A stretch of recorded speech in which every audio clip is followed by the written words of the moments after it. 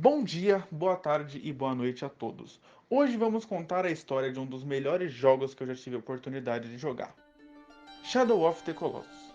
Um jogo de PlayStation 2 que marcou uma geração e em 2018 teve seu remake para PlayStation 4 com gráficos incríveis como esse. Além de uma trilha sonora incrível, que sempre nos dá a sensação de estarmos vivendo algo muito épico. Sua história começa contando sobre um reino antigo que foi trancado por pessoas que diziam que era um lugar amaldiçoado, então deram o nome de Terras Proibidas, e todos que fossem para lá eram caçados e mortos. Nesse momento, a história do nosso protagonista começa. Seu nome é Vander e ele vai às Terras Proibidas com sua égua chamada Agro, com o objetivo em mente, reviver a sua amada, que foi morta pelas pessoas da vila por pensarem que ela também era amaldiçoada. Ao chegar em uma espécie de santuário, Vander deixa o corpo da sua amada em um pequeno pedestal de pedras e escuta um barulho estranho. Quando se vira para trás, vê várias sombras vindo em sua direção. Ele aponta sua espada e emite uma luz, assim matando as sombras. Nesse momento, uma voz feminina e masculina ao mesmo tempo vem dos céus e diz: Urza, Iku, you called us, you dream,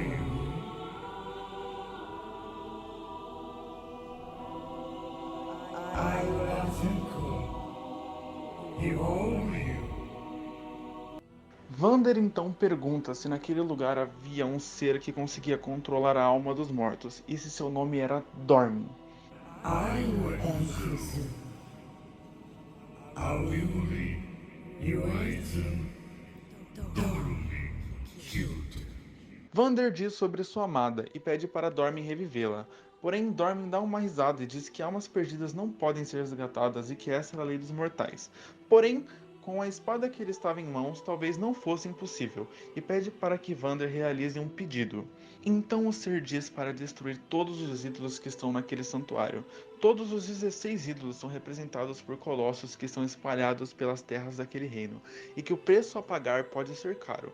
Mas Vander não se importa com isso e aceita do mesmo jeito. Então o objetivo do jogo começa. Andamos pelas terras e nos deparamos com isso, uma criatura enorme que temos que dar um jeito de matar. Obviamente eu não vou contar como derrota nenhum dos oponentes para não dar spoiler para quem quiser jogar, mas a forma e o motivo está nessa espada e nessas marcas que aparecem neles, então boa sorte. Depois que derrotamos o primeiro desses gigantes, eles soltam uma sombra que consome todo o nosso personagem, então entendemos o preço a se pagar. De pouco em pouco estaríamos sendo consumidos por essas sombras. Após isso, somos transportados de volta para o santuário e destruímos um dos ídolos. Seguindo o objetivo, vamos matando um a um. Temos o segundo, o terceiro e o quarto. Depois de derrotarmos o quarto, nosso protagonista olha para sua amada para retomar suas forças e motivações, porque é uma jornada bem complicada. Logo após isso, temos que enfrentar uma águia, um barbudo, uma enguia elétrica e um dragão de Komodo. Então, ao voltar para o santuário, ele tem uma visão da sua amada acordando. Porém, isso é apenas um sonho, e ele acorda meio desnorteado e continua sua jornada. Chegamos então em uma tartaruga, uma cobra com olhos enormes, uma espécie de boi anão e esse bicho que até hoje eu não sei decifrar o que é.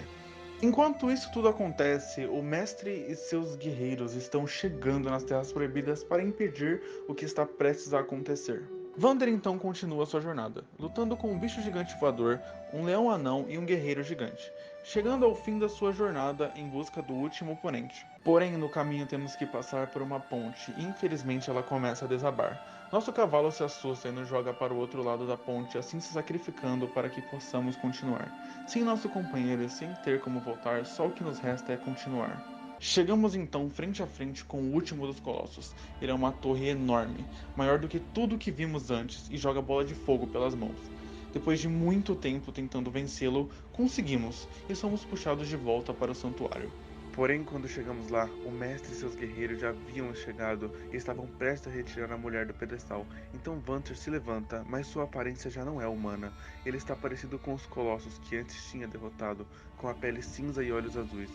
Além disso, estava com chifres na cabeça. Então, rapidamente, os guerreiros o derrubam e com a sua própria espada, Vander é morto. Porém, sombras começam a levantar do chão e o corpo de Vander também se levanta. Todas as sombras consomem ele e ele se torna uma criatura gigante, completamente escura e dos olhos azuis. Essa criatura é Dormin. e ele tenta atacar de todas as formas os guerreiros. No meio da confusão, o mestre e seus guerreiros correm para a parte de trás do santuário levando a espada de Vander. Dormin não consegue acompanhá-los por ser muito grande. O mestre então faz uma magia jogando a espada em uma pequena piscina de água que havia naquele local, fazendo um enorme vento puxando Dormin para dentro dele, selando novamente o demônio. O mestre e os guerreiros conseguem escapar do santuário. E um tempo depois, a mulher que antes estava morta se levanta. Seu nome é Mono, e ela acorda meio confusa sobre onde está. Ela vai até uma piscina de água e encontra um bebê com chifres. E então o jogo acaba, nos deixando com muitas perguntas sobre acontecimentos futuros. Com sorte, alguns deles podem ser desvendados com a sequência de jogos do mesmo criador. Mas isso fica para um próximo vídeo. Espero que tenham gostado e até mais.